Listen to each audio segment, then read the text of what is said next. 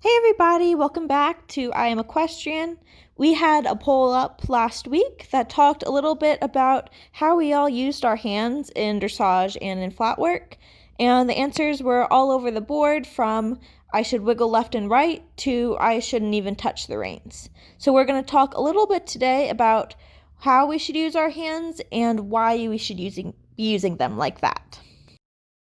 As this is a multi-part series, we'll start off to talk a little bit about how a lot of people said that they used their hands, which is by softly squeezing left and right to make the horse soft and round.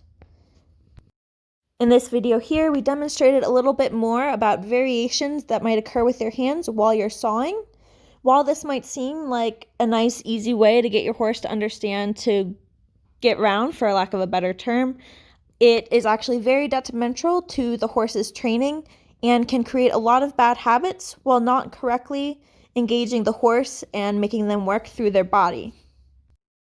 Using the hands like this is hard because you can only truly control the jaw of the horse through the reins. This then has detrimental effects such as lack of longevity in a horse's riding career, having issue with open or chomping mouths, having a horse that is braced or hard-mouthed, a horse that seems soft but is really behind the bit and evading contact, as well as issues with alignment through the body and having true bend throughout the body as opposed to just the neck,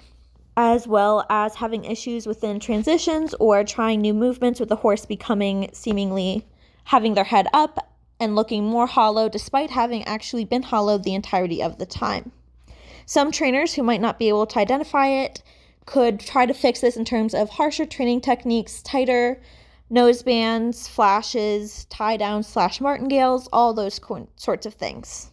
And I'm sure everyone's seen this diagram at least once or twice before throughout their riding careers. If you haven't, it just kind of shows how to ride back to front as opposed to front to back. So you see that the lumbers start from having the legs, it travels all through that core, haunches, all the way up through the back, over the neck and top line, and finally it ends with the hands as the horse moves through into your hands from the connection that came from your leg and the haunches in the first place. Now the reasoning for that consistent connection is so that you A, don't throw the reins away and just avoid touching their mouths and leaving them hollow that way, and B, so that you don't overuse your hands and throw off their body. So with the correct connection, you're going to simply, as I'm sure we've all heard before, easier said than done, inside leg to outside rein. So instead of kind of fiddling with their head, you start off, you push their bodies over and